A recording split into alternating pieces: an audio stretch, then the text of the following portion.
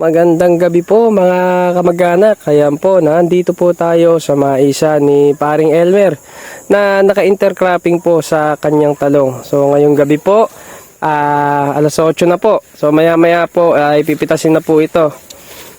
Ayan po mga kamag-anak ko. Yung napakaganda na rin po ng talong mga kamag-anak ko. Lampas bewang na yung talong. Marami na rin pong bunga yung kanyang talong. So ito po yung bunga ng mais. Ayan po si Paring Elmer. Yan o na. Pinakamagandang lalaki din sa mainay. At ito na nga po mga kamag-anak yung talungan ni Paring Elmer. Nung natanggal na po yung mais sa may gitna after pong harvestin. So ayan makikita nyo. Malinis na. At kung di ako nagkakamali mga kamag-anak baka yung puhunan niya dito sa talong na-cover na nung pinagbilan niya nung in-intercropping niyang mais. Ayan po mga kamag-anak ko. Ang daming bunga nung talungan ni Paring Elmer. Ayan, pinapatubigan.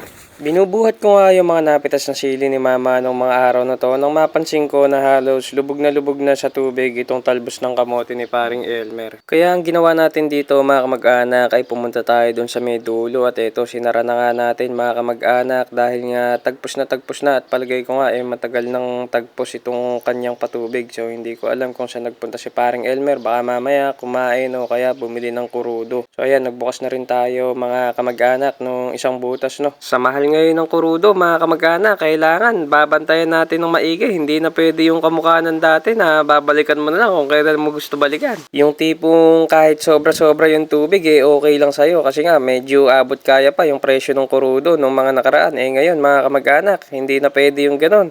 Kailangan bantayan ng maigi para hindi sayang yung kurudo. Kung nagustuhan niyo po mga kamag-anak yung ganitong klase ng video, huwag niyo po kalimutang mag-follow, like and share. Maraming salamat po. Paalam!